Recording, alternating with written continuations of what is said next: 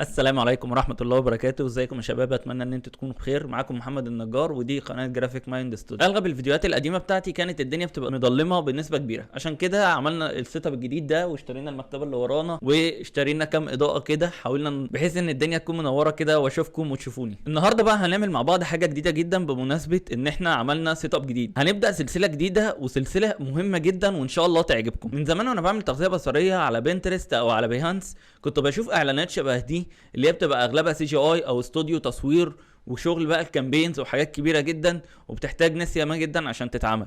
وكان بيبقى نفسي ان انا اعمل حاجه زيها، بس طبعا الحاجات دي عايزه برامج تقيله واجهزه تقيله، وكمان بيبقى في تيم عمل كبير جدا عشان يطلع حاجه بالكواليتي دي. لكن في 2026 تولز الذكاء الاصطناعي اللي موجوده حاليا بقت بتسهل الشغل جدا وبتسرع كمان البروسيس ان احنا نقدر نطلع حاجات قريبه من كده او بنفس الكواليتي كمان باستخدام الاي اي والفوتوشوب بس. ومش هنبقى بقى محتاجين السي جي اي وال3 دي والتصوير وكذا حد في التيم عشان يطلع حاجه شبه كده. فانا قررت في السلسله دي ان انا اعمل ريميك للاعلانات اللي كنت بشوفها على بنترست وبتعجبني جدا، وبقول هي ازاي اتعملت او خد وقت قد ايه عشان تتعمل اصلا. وهنشوف الكواليتي اللي هتطلع من الاي اي والفوتوشوب هل هتبقى بنفس الكواليتي. انا بصراحه السلسله دي عاملها ليا قبل ليكو، يعني انا ده كان حلم عندي من زمان ان انا اطلع حاجه بالكواليتي دي ويكون سي جي اي والكلام ده كله. والاي اي اللي موجود دلوقتي مدينا فرصه ان احنا نجرب وان احنا ممكن نلخص البروسيس الكبيره دي عشان نطلع كامبين شبه ده، نخليها كلها في كام تول على الاي اي وهتطلع لي نفس الكواليتي.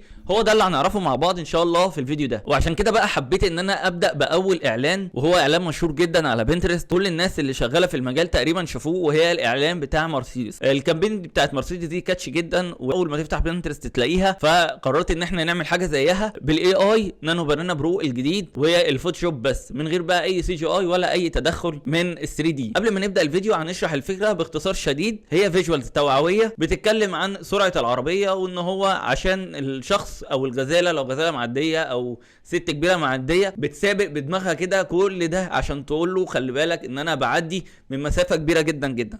تمام. طبعا الهيرو اللي في الفيجوال الراس الكبيره اللي هي كركاتيه شويه دي، سواء الست الكبيره او الغزاله. تمام. وهو ده اللي طبعا بشكل الرقبه اللي هو اللي موجود هنا. فمن غير كلام كتير تعالوا نبدا مع بعض نحاول نعمل حاجه شبه كده بالاي اي والفوتوشوب بس، ونشوف هل هنقدر نطلع حاجه زي كده ولا لا اصلا. ولكن قبل ما نبدا ما تنساش تصلي على النبي عليه افضل الصلاه والسلام، وتعمل لايك وشير للفيديو، وتشترك في القناه عشان توصل لك كل فيديوهاتنا. ويا ريت كمان تنزل تعمل فولو للانستجرام وتكتب الكومنت التشجيع بتاعك اللي بيدعمنا جدا وبيشجعنا ان احنا نكمل. اشوفك بعد الانترو.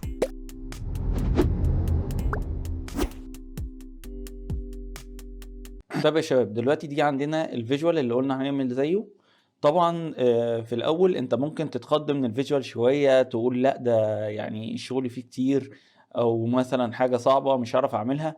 بس طبعا مع الاي اي والتولز اللي موجوده دي ان شاء الله هتطلع حاجه بالكواليتي دي بالظبط. بس واحده واحده معايا في الفيجوال كده وان شاء الله نوصل للنتيجه دي. اول حاجه معانا ان احنا عايزين عندنا الهيرو بتاع اللي موجود في الفيجوال هنا كده، اللي هو الفيس بتاع السيتي. فانا عايز اطلع حاجه شبه كده. في الاول كنا بنعمل سي جي اي وقصه عشان تطلع حاجه بالشكل الكاريكاتيري ده ويكون رياليستيك بالشكل ده كده وفي التجاعيد والكلام ده. دلوقتي طبعا بعد جيميناي نانو بانانا برو انت بتطلع اي حاجه زي ما انت عايز، حتى لو مديله يعني حاجه بسيطه جدا كواليتي قليله جدا، هو هيطلع لك حاجه هايبر رياليستيك بشكل وتفاصيل عاليه جدا كمان.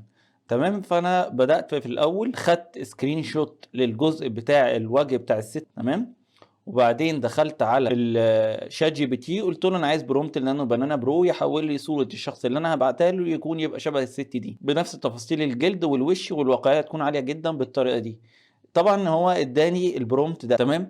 دخلت على خدت البرومت كوبي، وبعدين دخلت على لوفا ارت، اديته الصوره اللي هي الريفرنس بتاعي اللي هي الصوره دي. تمام. الصوره دي كانت عندي فانا خدتها وقلت ان انا عايز اخد الشخص ده هو اللي اشتغل عليه. ففي الاول خالص اديته الصوره. تمام. طلع لي الراجل ده. طبعا زي ما انتم شايفين التفاصيل كويسه جدا. هتقول لي بس شكل الرقبه غير والكلام ده كله، هقول لك الكلام ده في الريتاتش. انا دلوقتي ان شاء الله في الفيديو ده هنتعرف مع بعض ازاي نطلع حاجه بالكواليتي دي. تمام. بس واحده واحده مع بالاستوكات اللي طلعت لنا من الاي اي. طبعا عشان انا اطلع حاجه بالملي زي اللي موجوده انا هاخدها للشات جي بي تي ويطلعها لي بالملي، برضه هيبقى فيها مشاكل، مش هتطلع زي ما انا هشتغل بايدي. لازم تعرف ان كده كده لازم هتشتغل بايدي. فاحنا دلوقتي عندنا الصوره دي رحت قلت له لا انا عايز اشيل الايد من هنا، تمام، انا عايز الوش بس يكون بالشكل ده. فراح مطلع لي الصوره اللي بعدها اللي هي الصوره دي. تمام. الموقع اللي احنا شغالين عليه ده اسمه لوفا ارت. لوفا ارت ده بيديك 100 كريدت كل يوم. الصوره ب 12 كريدت من ال 100. يعني مثلا بتعمل لك حوالي 8 صور ولا تمام، او 7 صور. المهم، فانا دلوقتي الصوره دي عجبتني جدا، التفاصيل اللي فيها كويسه واقدر اشتغل عليها. تمام. وانا تعمدت برضو ان انا اجيب يكون شعره كيرلي كده بالشكل ده عشان يكون فاني واتراكت. تمام. فانا اخدت الصوره دي نزلتها. بعد ما هي كانت كده رحت انا ساحب الجزء ده لفوق، وبعدين رحت محدد الجزء ده، وجيت هنا جنريتيف فيل وقلت له ستري هير ان هو يعمل لي الشعر ويكمل لي الجزء اللي هو الفاضل ده. تمام. فاداني الصوره دي. طبعا اداني كذا اوبشن للشعر، فانا الشكل ده هو اللي عجبني اختصارا للوقت يعني. فاحنا دلوقتي قبل ما نبدا عايزين نحلل الفيجوال اللي قدامنا. يعني قبل ما نبدا ونحاول نقلد الفيجوال ده ونعمله مع بعض، عايزين نحلل الفيجوال اللي قدامنا. لو جينا لاحظنا هنلاقي ان الفيجوال طبعا فيه برسبكتيف مهم، فيه خطوط جايه بالشكل ده كده. تمام. ده البرسبكتيف الاساسي بتاعي. طيب انا طبعا هعمل خلاص، يعني انا حللت البرسبكتيف وعرفت الشكل البرسبكتيف اللي انا هشتغل عليه هيبقى عامل ازاي. تاني حاجه باجي اشوف الهيرو بتاعي في انهي تلت من الفيجوال. تمام. لان هنقسم كده الفيجوال بتاعنا ونشوف الفيجوال الهيرو بتاعنا فين. هنلاقي ان الهيرو بتاعنا ده المين فوكس بتاع الفيجوال بتاعي. تمام.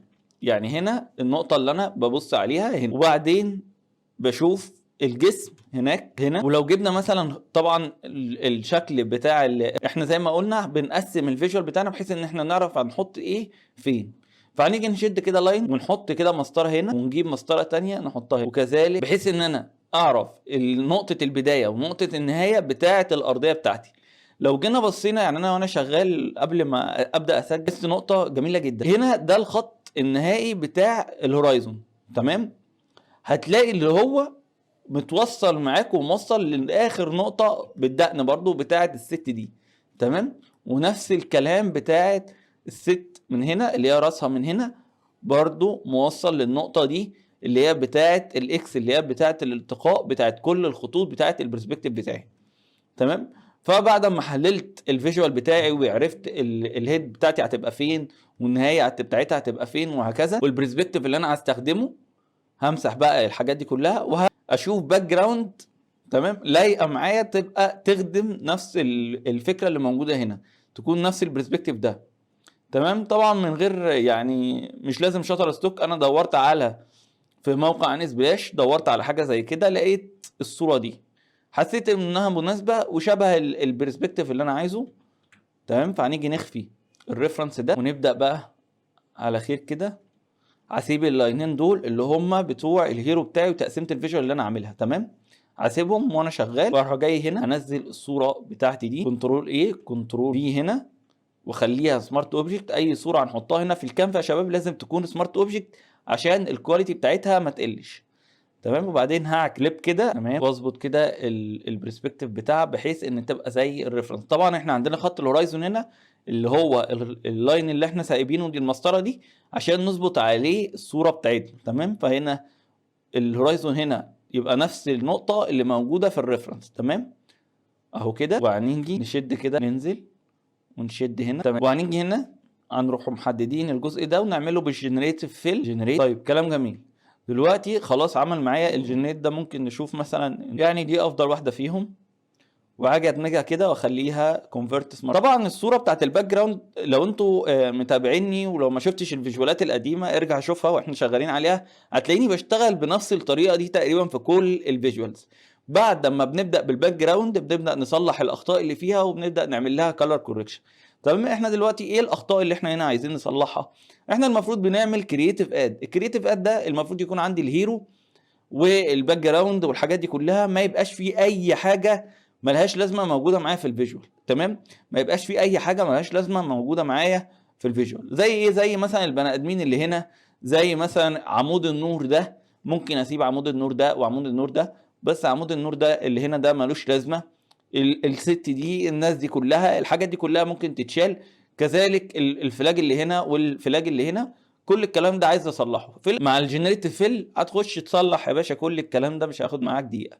هتيجي هنا تحدد الست دي كده، وتيجي هنا جنريتيف فيل ريموف، كله بقى ريموف. طبعا احنا بنشيل الحاجات دي عشان الحاجات دي ملهاش اي لازمه زي ما قلنا في الفيجوال، ومش بتخدم على الكرييتيف اد اللي انا بعمله، فبالتالي ده بتشيله. وعلى فكره يا شباب الكلام ده مش بس في الريتاتش، انت في اي كامبين او اي فيجوال بتعمله ركز كده في الفيجوال بعد ما تخلصه، وحاول على قد ما تقدر تحذف منه الحاجات اللي ملهاش لازمه. يعني اي حاجه انت شايف ان هي محطوطه حشر كده جماليا على اساس انها جماليا، مفيش حاجه اسمها جماليا في البيع والشراء. يعني حاجات بسيطه قوي لكن مش حاجات كبيره، عنصر كامل تسيبه اصل هو عامل شكل حلو في الفيجوال. لا، ده المفروض كل حاجه في الفيجوال تكون بتخدم على الفكره. الحاجه اللي مش موجوده العميل مش هيفهم، هيسالك هيقول لك هي دي ايه لازمتها في الفيجوال معانا، تمام؟ فانت من الاول تحذفها، ده طبعا هيقلل معاك التعديلات، وده اللي هيفرق في كواليتي الشغل عموما. كده احنا برضو بنحدد هنا من النور ده، هنقول له ريموف ريموف ريموف ريموف، طبعا بكل بساطه شالهولي ده كويس. بعدين حدد برضو شوف كده هيتشال معايا ولا محتاج اشيله يدويا. حلو قوي، اتشال معايا بكل بساطه، تمام. بعدين هاجي هنا تمام، فاضل بقى ايه شويه الناس دول كلهم مره واحده كده، اقول له ريموف. اوكي، تعالوا نشوف بقى قبل وبعد. لو جينا لغينا دول كده هنلاقي الصوره بقت في حته تانية، تمام. هنيجي بقى نقص السما دي عشان نحط السما بتاعتنا. فطبعا الجزء ده كله ابيض، انا ممكن اجي هنا اجي للصوره دي اخش الشانل، اختار مثلا البلو الجرين، البلو ماشي، اعمل كوبي ومن الليفلز كنترول ال، اروح قافل كل ده مره، اشيل العلم ده كده من هنا، اروح كنترول وادوس على المربع بتاع الشانل اللي هي هنا بحيث ان هو يحدد لي الابيض والاسود اللي هنا. بعدين كنترول اي اعكس كنترول اس كده قبل كده بعد، وكنترول اس عشان رجعنا للفايل بتاعنا خلاص، تمام. ممكن اختار اي لون من دول باك جراوند دي. طيب دلوقتي انا عملت الريتاتش وظبطت الفيجوال اللي هي الباك جراوند بتاعتنا، تمام. نسميها بي جي كده باك جراوند، وهنا نقفل الباك جراوند دي بلين قوي، يعني هي بلين تحسها مش 3 دي او ما فيهاش الحته بتاعت ال 3 دي تحسها 2 دي قوي، تمام، او مش سينماتيك، ايا كان ممكن تسميه ايه يعني. فاحنا ممكن نديها بقى حته سينماتيك ان احنا نعمل لايتنج كوريكشن، تمام. نيجي هنا مثلا احل الجزء ده ماشي واروح مضلمه كده شويه، بعدين احدد الجزء ده، ممكن اعمل كده. اقول لك دلوقتي انا بعمل ايه، الكسره دي كده، وهتروح من هنا مغمقها سنه، ومن هنا نخليها فيزر شويه كأن الشمس من ورا المبنى، تمام. فالمبنى ده ريموديل على المباني دي، وده اغمق سنه كده، وكأن الشمس بقى الشارع ده داخله منه الشمس، تمام. فهنيجي هنا مثلا نروح عاملين ايه لحد هنا كده، واجي هنا اروح مفتح عامل العكس كأن دي شمس، وبنفس الكلام فيزر كده، تمام. من هنا احذف بقى البعيد اللي هو على المبنى، كأن ده الشارع، كأن في نور رامي كده، تمام، كأن في نور جاي من ايه، من الشارع ده لحد ما، تمام. مؤقتا بعد اما حطينا الباك جراوند بتاعتنا هنبدا نجيب السكاي اللي احنا هنستخدمها. لو جينا هنا طبعا هو هنا مستخدم سكاي خفيفه ما فيهاش تفاصيل، عشان السين نفسه فيه تفاصيل كتير زي ما قلنا برضو في الفيديوهات اللي فاتت، لازم ترجع لها. ان احنا لما بيبقى في الاد بتاعنا فيه تفاصيل كتير في الارضيه اللي على الارض الكوكب يعني، السما بتاعتنا بتبقى خفيفه وما فيهاش شغل ياما عشان السين بتاعنا ما يبقاش زحمه، تمام. فهنيجي هنا هننزل سما تكون خفيفه وما فيهاش تفاصيل خالص، ممكن نجيب حاجه كده، تمام. احنا هنا ممكن نيجي برضو من بلند اف نسحب الهايلايت عشان تدي احساس ال 3 دي شويه، تشيل الهايلايت من الاجزاء المنوره، بحيث يعني بص اوريك اللي قبل وبعد عشان تفهم قصدي. هنا قبل كده بعد، تمام. لما شلنا الهايلايتس الاجزاء الشادو بس هي اللي ضلمت، تمام، ما تبقاش الحاجه بلين قوي او 2 دي قوي، تمام. وهنا نفس الكلام هنسحب برضو الهايلايت شويه من الشادو اللي احنا عاملينه، نغمق كده شويه نعمل ده، تمام. بعدين طبعا هنعمل الكالر بالانس بتاع السما اللي احنا هنبني عليه الفيجوال. هنا زي ما انتم شايفين هنا جراي شويه، يعني بلو بس جراي اكتر. فهنسحب اللون من ده كده على قد ما نقدر، وبعدين نخليه يعني الشكل ده كويس. ممكن اجي هنا اديله سنه ازرق، سنه سيان، الهايلايتس كده افتحها شويه عشان السما برضو تبقى باينه معايا انها بعيده شويه، تمام. ممكن اجيبها كده بحيث ان فيها شويه تفاصيل تبان، تمام. نفس الكلام هنعمل بقى هنا الباك جراوند بتاعتنا دي هناخدها، هتبقى عايزه تاخد لون من السما اللي احنا عملناها اوريدي. فهنيجي هنا كده، ممكن نيجي ككل نحرق كده سنه ونعلى بالهايلايتس شويه كده، ضبطت معايا شويه. ممكن البوينت بتاعت الشريط الاسود ده بفتح بشدها كده على اليمين عشان تخفف لي الشادوهات ما تبقاش محروقه قوي. يعني النقط السوداء دي بص كده قبل مقفوله كده مفتوحه شويه. تمام. طيب تعالى نرجع للريفرنس بتاعنا. الريفرنس بتاعنا دلوقتي طبعا في الموشن بلور ده برضو نظبطه دلوقتي بالمره. طبعا الكلر جريدنج اللي هنا غير اللي احنا عاملينه. تمام. دلوقتي هنعمله مع بعض. ممكن نعمل كلر جريدنج. طبعا هنيجي هنا فوتو فلتر، بعدين فوتو فلتر تاني، ونديله واحده يلو، نخليها هنا يلو، ونقلل ده مثلا 24، ونقلل ده مثلا كده كده قبل كده بعد كده. بدأت تظبط معايا شويه. النور اللي هنا ده المفروض يكون راميلي نور على الارضيه. تمام. بحيث ان في يعني الجزء ده منور جامد، فطبعا يكون راميلي نور هنا على الارضيه شويه. هعملها ازاي؟ هاجي هنا اروح مغمق ماشي، واروح مفتح الارضيه دي كده ومفتح الاجزاء دي، واجي هنا اروح عامل منور كده وعامل الجزء بتاع الارض بقى. هنلاقي المبنى معانا اتحرق فنشيله كده، نشيل الاجزاء اللي اتحرقت. تمام. يعني لحد ما نقلل الفلو كده. طيب هنعمل بقى الموشن بلور بتاعنا.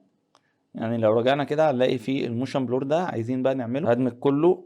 بص هدمج كله عن طريق كنترول شيفت الت اي، واخلي ده سمارت اوبجكت، واجي هنا من فلتر اعمل باس بلور، وهخلي اتجاه البلور ده كده النقطة دي هنا، واتجاه البلور نفس اتجاه البرسبكتيف. اتجاه البرسبكتيف على زي الرصيف كده شوية. تمام. ممكن اعمل السبيد بتاعه اقلل ده شوية كده. النقطة دي لما عملت نقطة تانية ظبطت معايا البلور بتاع الجنب ده. تمام. بعدين هعمل نقطة تالتة زي ما انتم شايفين، يبقى دي بتاعت الأرضية، دي بتاعت الطريق ده، ودي بتاعت المباني، وهعمل واحدة كمان لهنا. تمام. بعدين على التكة اوكي. بس بلور بيعمل لك البلور في الاتجاه بتاع الباص اللي انت عامله. تمام. طبعا لو عملته في اتجاه الارضيه بس هتلاقي ان الحاجه كلها مشدوده لتحت، فبتعمل كذا باص لكل حاجه موجوده معاك في الفيجوال.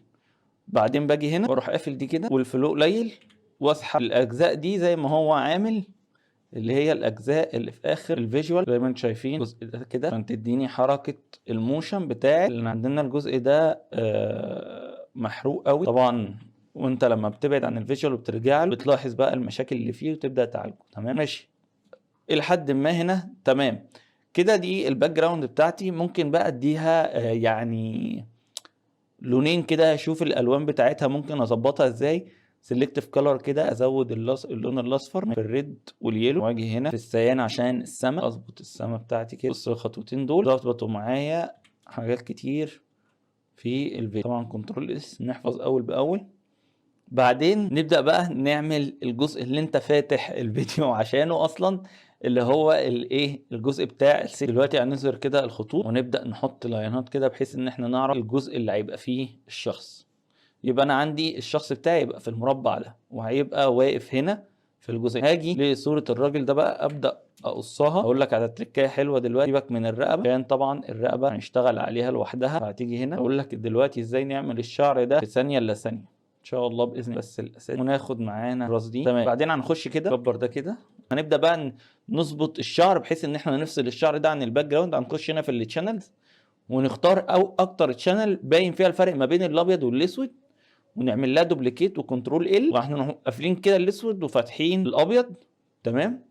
طبعا هتلاقي واخد معايا الوش، فانا هاجي هنا من هنا خد كده الوش ده اقفله، وبعدين اروح داخل هنا وفاضي. تمام. وارجع كده للفيجوال بتاعي الاقي ان طبعا الشخص فيه لسه ريم لايتس كده، فهنبدا بقى نظبطها ان احنا نيجي هنا نزود لاير ونخش كده ماشي، ونجيب لير ابيض في اسود فيلها، وهعمل بقى الحواف بتاعت اللي فيها الوان دي نحرقها بالشكل كده. طبعا الجزء ده لا انه يتحرق معانا. وبس في الاول قبل ما نكمل يعني ريتاتش في الحاجات الصغيره دي نكمل الرقبه.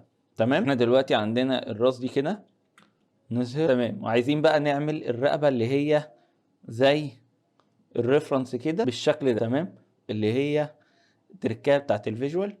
هنيجي هنا من الريفرنس ونروح محددين كده. تقول لي ايه يا عم انت هتاخدها كوبي بيست ولا ايه؟ اقول لك لا، اصبر على رزقك عشان تاخد حاجه. هناخد دي كده وهنديها لون كده. يبقى انا عندي الرقبه دي كده اظبطها مع. تمام. هاجي هنا بقى حددت، بعد ما حددت الرقبه اخدها كوبي واخد الجزء اللي هو ده كده واعمل وورد وادمجه هنا. تمام.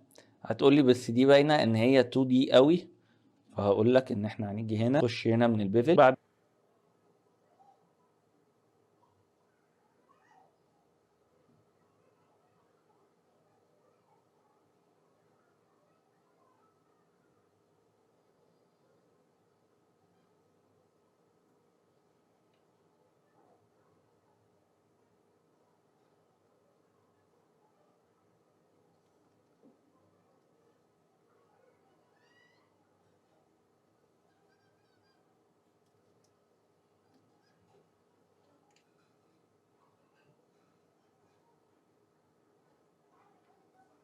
بعدين نغمق كده.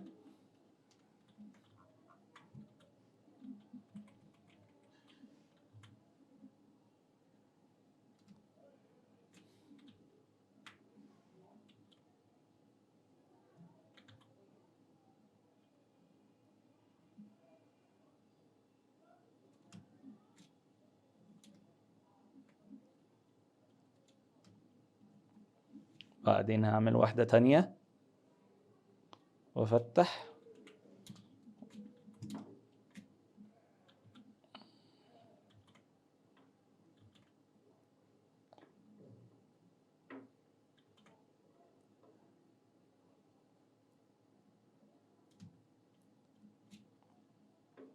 بعدين هعمل الحواف دي كده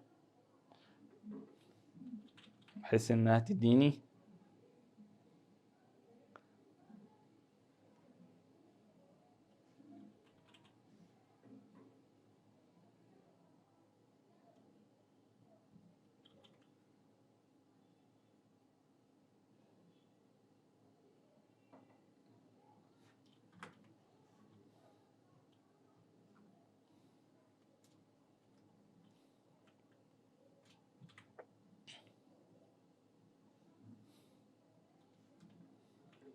طيب الوش ده ممكن نلعب فيه شويه، ان احنا نخلي ده كله سمارت اوبجكت كده، ونخش هنا من الليكوفاي. طبعا كبرت وشه وعينيه بحيث ان هي تبقى فيها تفاصيل اكتر، بحيث ان هي تبان انها كاريكاتير اكتر. هاجي اقفل تمام لحد هنا.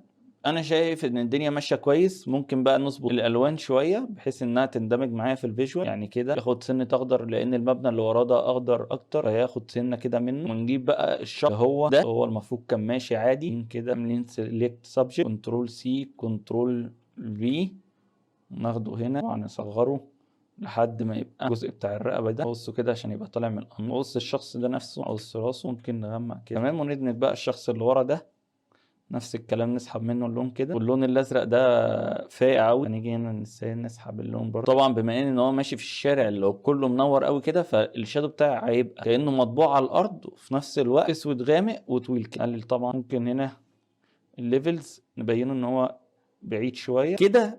الفيجوال خلص بنسبه يعني ممكن نقول 70%.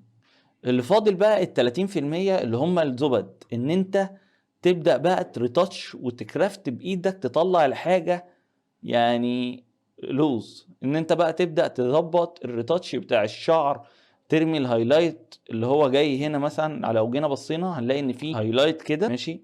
الهايلايت ده اللي هو هنا، تبدأ بقى ترمي الهايلايت ده وتظبط الشعر بتاعك ان انت ترسمه. فهنعمله مع بعض بقى دلوقتي. اول حاجة دقن دي مقصوصة قوي تمام، والتفاصيل بتاعتها وطبعا الشعر مش افضل حاجه. الشعر محتاج ان هو يتظبط.